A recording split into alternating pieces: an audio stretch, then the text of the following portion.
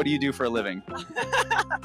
I shop, drink matcha, go to Pilates, and stay beautiful. That's what I do. A new viral sound is making its rounds on TikTok where a man asks, "What do you do for a living?" And women are responding in a playful tone, "I shop, drink matcha, and go to Pilates and stay beautiful. That's what I do." This little exchange is usually captioned with something like, "Being a girl is exhausting," and often performed by young, thin women with a wink and a nod. It's like a caricature of a perfect girl who seemingly has no real job except self-maintenance. It calls back to old stereotypes of an idle-rich housewife or the valley girl, just updated for 2025 with matchas and Pilates classes. Countless women are lip-syncing to this audio in full earnest, showing off their shopping bags, their ice cream matcha drinks, and their Pilates bodies. A joke or not, plenty of women aspire to this lifestyle. That's why the sound hits. It's plugging into an aesthetic that's been building online for years now. An extra exaggerated, super curated kind of femininity where being a woman is basically about buying things, doing beauty maintenance, and indulging in a certain kind of wellness. It's this idea that all girls want to do is shop and look pretty and have a hot body. Let's discuss how modern day girlhood has become synonymous with loving shopping, loving matcha lattes, doing Pilates to stay thin, and always looking effortlessly beautiful.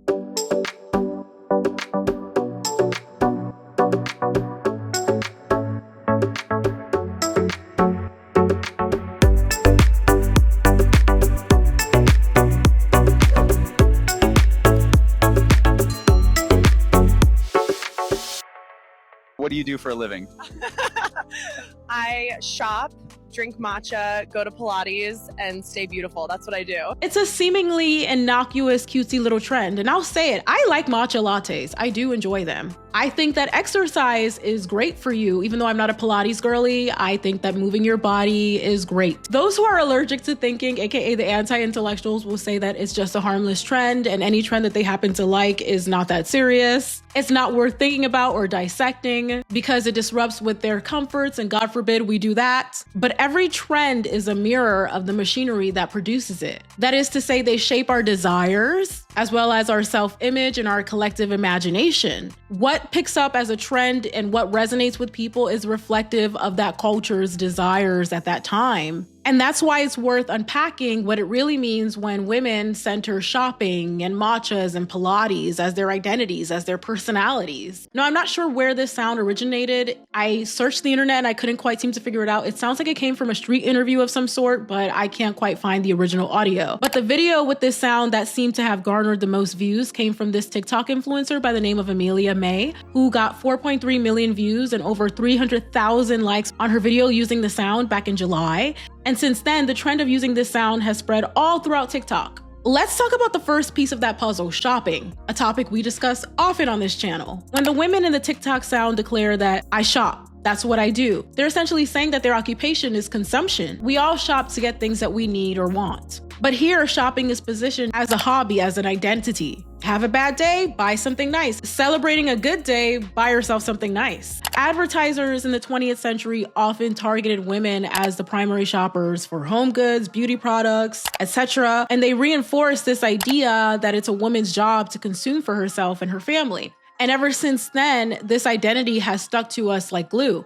And this is why I like to focus on women, partly because I'm a woman and I have fallen victim to this, and also because it is uniquely targeted at women to use consumption as their identities. Whereas with men, their identity is seen through a lens of what they can provide. The stereotype of the materialistic woman who loves malls and shoes and shopping has been around for a long time. Like, yeah, I love shopping. Of course, consumerism is my identity. I'm a girl, this is what I'm supposed to do. It's almost a reclamation of a sexist trope, but not quite subversive because it does not flip the status quo, it leans into it. Subversion would be breaking the link between femininity and consumption altogether. It would be refusing to let our identities be dictated by what we buy, to dismantle the systems of patriarchy, capitalism, sexism, misogyny. Imperialism too, because endless extraction of resources, particularly from the global south, is needed in order to maintain this identity of hyper-consumerism. All of these things would need to be dismantled in order for it to be subversive, right? But it's not. It's leaning into the status quo. Back in 1987, artist Barbara Kruger plastered on a poster,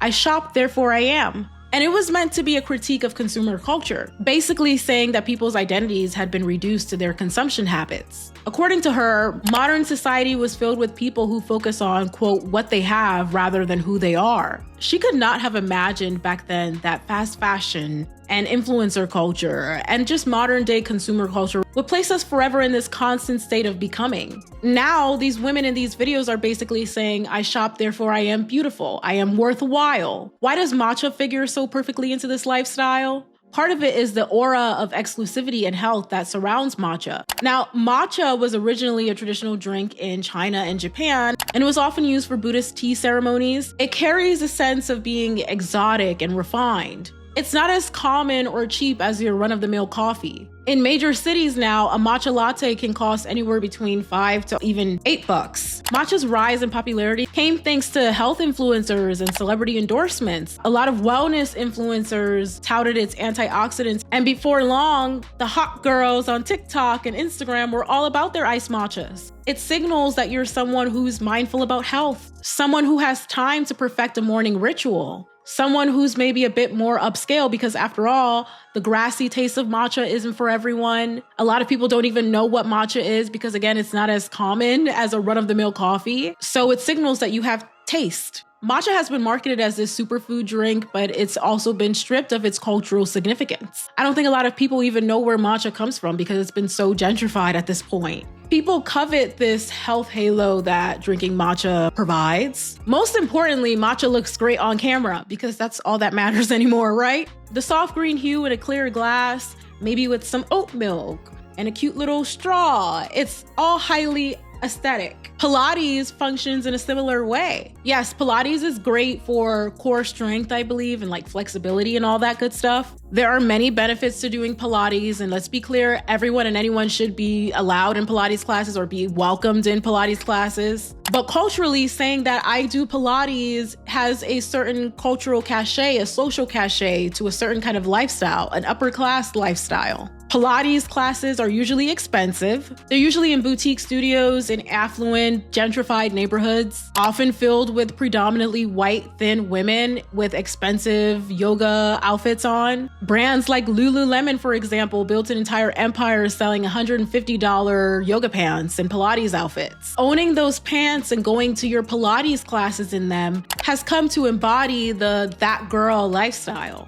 And let's think about the Lululemon girl archetype. She probably has a monogrammed yoga mat. She probably has really expensive water bottles. She's got on an expensive matching athletic set. She's got a gym membership that costs as much as your monthly grocery bill. She's probably married to a guy in finance, trust fund, 6'5", blue eyes. She might have 3 kids, but her body bounces back so fast you wouldn't even know it. She likely grabs a green juice or matcha on her way home. Everything about her routine telegraphs wealth. Being able to spend time and money on having an optimally fit body, it speaks to privilege. It speaks to your wealth. Today, wearing athleisure wear all day, even if you're not working out, has become a way to say, I take care of myself. I'm disciplined. Matcha and Pilates go hand in hand as symbols of a luxurious lifestyle, of a curated lifestyle. So many times they're accompanied on social media by other symbols of wellness elitism. Maybe a bouquet of fresh flowers, a minimalist home decor,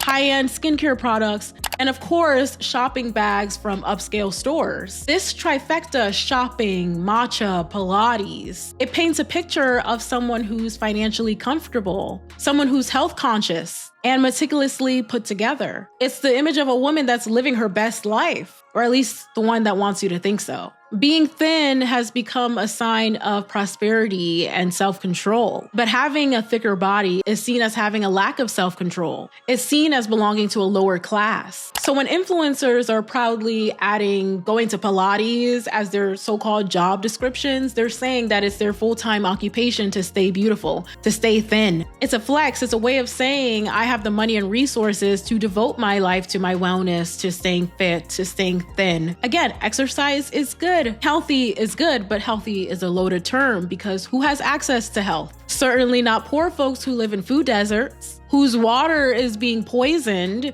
who have to pay in full on DoorDash in order to afford to eat. There's nothing wrong with Pilates or Matcha on their own, but it's about what they've come to represent in our culture of wellness elitism and green juices. A lot of modern day wellness culture has become this moral hierarchy of like, I'm better than you because I'm fit, because I drink green juices, because I go to Pilates classes. You need to get your ass up and work. And that hierarchy is useful to capital because it keeps the working class chasing after more superficial markers of health, chasing after trendy, ephemeral products that promise wellness, instead of uniting to demand things that promise long-term health, such as housing that's safe, that's affordable, that's livable, clean water, healthcare, affordable grocery stores, all of the above. Sociologist Sabrina Strings, who studied the origins of fat phobia, found that as far back as the 18th century, Western race scientists were equating fatness with savagery and blackness. They portrayed plump bodies as something associated with African people who they deemed as being uncivilized,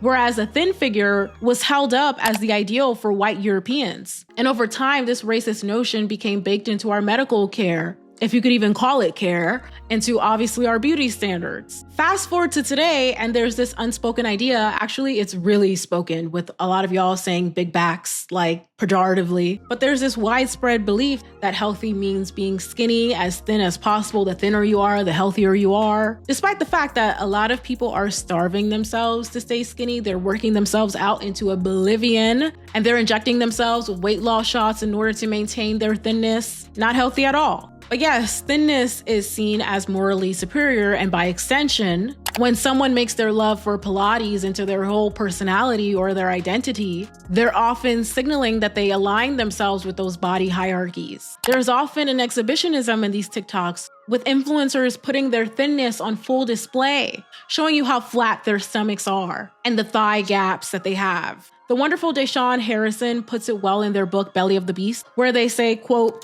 "We are not taught to exercise for the sake of enjoyment, nor are we taught to enjoy our bodies in motion.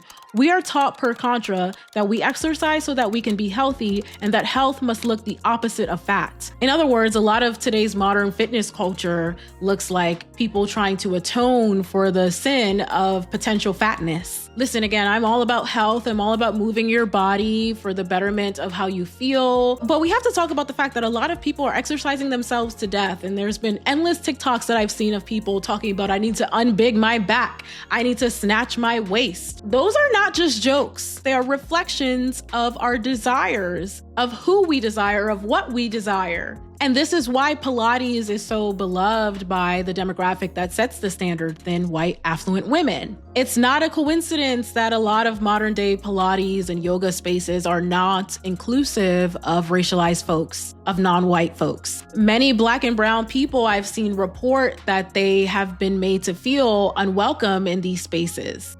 Let me tell you about a little microaggression I experienced yesterday. I tried a new studio, and when the instructor was doing roll call, she gets to me and she's like, "Have you ever done Pilates before?" Kind of weird because she didn't really ask anybody else that. But I just was like, yeah. She goes on to explain to me what Pilates does. And I'm like, yeah, that's why I practice it, and that's why I do yoga frequently. The problem for me is that there were other people in the class who also weren't regulars or were trying her class the first time. She didn't ask them at all what their familiarity with Pilates was. And she was genuinely surprised that I was there. Between my body type and my skin color, it was very clear that she was not only surprised, but thought that I had no knowledge of Pilates. And yes, everybody else in the space was non-Black, very thin. She very much othered me, and it was a situation where she kind of made me have to explain myself and why I would be in that space. I just went to Pilates, and the instructor gonna ask me, what do y'all want to listen to? So y'all know me, I said hip-hop, R&B. He gonna say, well, I don't listen to hip-hop, and I don't do the ratchet music. I said, oh, okay. He gonna say, well, I got something for you. He gonna put on Beyonce. And a Black woman was also racially profiled and falsely accused of stealing a ring at a Pilates class. So someone lost the ring yesterday, and I'm sorry for accusing you. No, don't say sorry now after you text me all this information that I'm the one that stole the ring. Because the footage does not show me that. It does not show the ring itself, correct? No, it does not show me stealing any ring. Yeah. So you're making this up in your mind and you're projecting that onto me. There was even an influencer who said that plus size folks shouldn't even be allowed to attend Pilates classes. You're 200 pounds, you shouldn't be in a Pilates class. There's no reason why they should allow 200-pound people in a level 2 class. You shouldn't be allowed to be a Pilates instructor if you have a gut and you're fat. The phrase being a girl is so exhausting is often played for laughs in these TikToks, like I said at the top of this video. But it rings true in a non-funny way. Why is it exhausting? Because the version of girlhood that's being glorified requires constant performing, constant upkeeping. It says that you always have to be shopping, always have to be perfectly fit, always have to have your skin glowing. And even your relaxation, like having a latte, has to be presented in a photogenic, polished way. That's tiring. And if it doesn't appeal to you, you risk being seen as not being a girl's girl or being a pick-me. And we've talked about this before. We're at a cultural moment right now where if you don't like things that are as superficial as the color pink, I don't know, or shopping, or matcha, or Pilates, all these things that are perceived as girly girl things, then you're derisively called a pick-me or not a girl's girl. Now, of course, there are times where that term is applicable. There are women that put down other women for male approval, but the term is being used too broadly at this point. Choosing to lean into this stereotypical, dainty, hyper feminine, I'm so tiny, I don't like to eat, I just want to shop all day, I'm just a girl. Like, that is largely done for the male gaze. That's playing into the male desire to have a teeny tiny girl. Very patriarchal desire, and you have to be big and muscular and ready to get an axe and knock down a tree. I don't know. Who benefits from women preoccupying themselves with being thin and pretty and shopping? The beauty and fashion industries that are largely controlled by men. The few women that do control the beauty and fashion industries do operate in the same colonial, patriarchal, capitalist framework, so it's not really any different. But who else benefits? The broader patriarchal society, where women are kept busy with their own self-adornment, with consumption, rather than challenging these oppressive power structures. A woman who's so preoccupied with being a toned Pilates shopaholic princess is upholding this age-old idea that that is our job, to look hot and to stay pretty and to spend money, formerly on the household, but now on herself. Either way, it's spending into the capitalist economy. There's a famous line by the poet Gil Scott-Heron that says that the revolution will not be televised. And what he meant by that is that the revolution starts in our minds. It's not going to be broadcasted on TV. It starts in our minds. The catchphrase, what that was all about, the revolution will not be televised, that was about the fact that the first change that takes place is in your mind. You have to change your mind before you change the way you live and the way you move. And I'm reminded of that when I think about how social media has so thoroughly colonized our minds with this consumerist imagery. If we're so busy chasing this lifestyle, if we're so busy curating our lives to fit in this template, so busy consuming what we've been told to consume, then our minds are not free. They are not free to imagine different ways of living or to question why things are the way that they are, why we need these items to cope. When our minds are permeated with consumption, what space is there left for revolutionary thought? If the default mindset of young women becomes that I must center my mindset, my lifestyle around buying things and looking good, that's a pretty convenient outcome for maintaining business as usual. People become so addicted to those consumerist goods that they have no mindset for revolutionary change. They have no mindset for how their consumption is based on someone else's subjugation. They just gobble it up, gobble it up, gobble it up. Creating a more equitable world where, let's say, the global south doesn't have to be exploited for your comfort means that you will have to live with less, means you cannot enjoy a lot of those comforts. And so are people going to be moved to change that? Are people going to be moved to move towards equity? Or do they want to keep business as usual because they're comfortable? So yeah, it means more compliance and less resistance. The original TikTok audio ends with, "And stay beautiful, that's what I do." that drives home the idea that all of this labor is in service of maintaining our looks. And there's nothing wrong with participating in beauty. Of course, I participate in beauty to some degree, but this subtext that it's our primary job to always remain attractive. That's the problem. By making this your persona, you're communicating a belief, whether you're consciously doing it or not, that your beauty is your biggest asset. And you'll spend all of the time and the money that it takes to keep up. So really, the shopping, matcha, Pilates, industrial complex, it's a catchy and cutesy way to describe the contemporary trappings of girlhood. It's industrial because it's profitable. It's a complex because it intertwines consumerism, social validation, racialized beauty standards, and gender roles in this seemingly innocuous package. I would love to live in a world where more women said in response to, "What do you do for a living?" "I repair my clothing. I read to sharpen my understanding of the world. I organize to build collective power for workers because I am a worker. I organize free breakfast drives, clothing drives. I organize school supply drives. That's what I do. I unionize my workplace." I know those don't fit very neatly into a viral soundbite, but they are far richer and fuller ways to live. This idea of shopping, matcha, and Pilates being what you do for a living, it really does hold a mirror to us. The fact that that is a trend. Yes, it's exaggerated, but it's not by much. It's funny, yes, but it's also a little sad if you really think about it. What kind of person lives for shopping, matcha, and Pilates?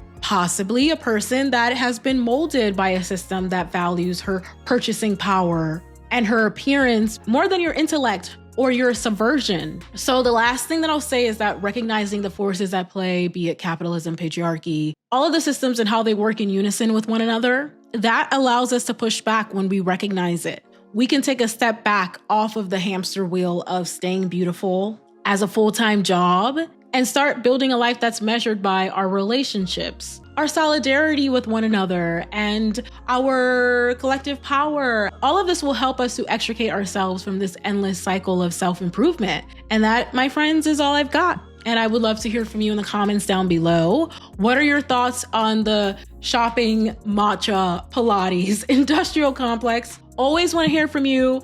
Important to note that my thoughts in a video are never the end of the conversation, and the conversations in the comments are always for us to learn and grow from each other. And so your opinions are always welcome. I would love to hear from you. And if you like this video, definitely give it a thumbs up. And if you really liked it and you want more content like this, then definitely hit that subscribe button. We've got plenty more like this. And besides all that, if you want to support my work, you can support me on my Patreon by donating $1.50 a month or $5 a month. That helps to keep the lights on here on my channel. And you could also follow me on my social media profiles if you're interested in seeing what I'm doing outside of YouTube down here as well. And so thank you all so much for watching, and I will talk to you all next time.